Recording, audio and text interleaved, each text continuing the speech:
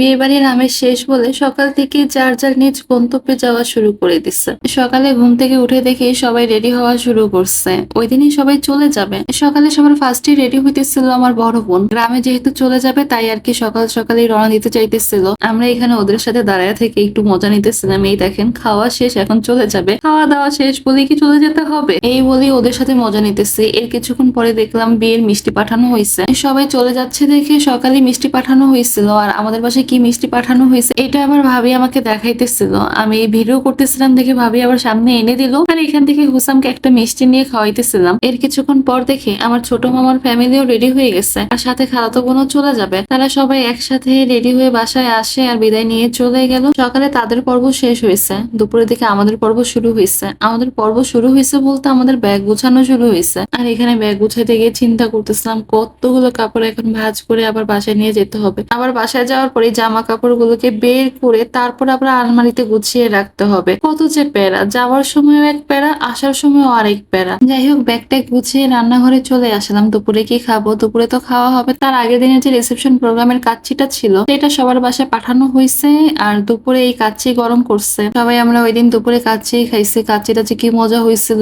এখন এই ভিডিওর ভয়েস ওভার দিতে গিয়ে আমার আবার কাচ্চি খেতে ইচ্ছা করতেছে। কি আর করার, এখন তো আর খাওয়া যাবে না। আচ্ছা যাই হোক। আর এখানে সন্ধ্যার দিকে আমাদের এই মামাতো ভাইকে বলছিলাম সবাইকে আইসক্রিম খাওয়ানোর জন্য। ও আমাদের জন্য নিয়ে আসে, কিন্তু নিয়ে আসার পরে ওর কোনো ভিডিও করা হয়নি। তাই আর কি ওকে আমরা জোর করে আবার পাঠিয়েছি ভিডিও করার জন্য। তুমি আবার যাও আইসক্রিম নিয়ে, যখন ঢুকবা তখন আমরা আবার ভিডিও নেব। এটা নিয়ে আমরা অনেক হাসতেছিলাম।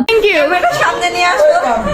বাবা দেখো আমাদের জন্য কতগুলো আইসক্রিম নিয়ে আসছে আমাদের গ্রামের মামাতো ভাই। এদিকে কইলা যায় তাড়াতাড়ি লো অবতীন বাবা দিয়া দে। আইসক্রিম নিয়ে আসার পর ভাগাভাগি চলছিল, কারণ আইসক্রিমটা নরম হয়ে যাচ্ছে। ভিডিও করছি, ওরা আবার আনছে।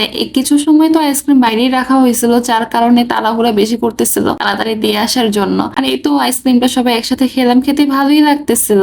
আর এইখানে বিদায় নেওয়ার পালা। মামাতো ভাইগুলো চলে যাওয়ার জন্য রেডি হইলো। আর এই তো আমার ছোট বোনও রেডি হয়েছে, ও এখন চলে যাবে। ওকে বিদায় দেওয়ার জন্য আমরা সবাই বাইরে দাঁড়ায় ছিলাম। আর এদিকে হুসামের মনটাও খারাপ হয়ে গেছে, কারণ ওর মামা আর ছোট পাপা চলে যেতেছে। হুসামকে তখন বলতেছিলাম তোমার মন খারাপ করে লাভ নাই, কিছুক্ষণ পর তুমিও চলে যাবা। ওদেরকে বিদায় দেওয়ার সময় দেখলাম পেটুসা অফিস থেকে এসে পড়ছে।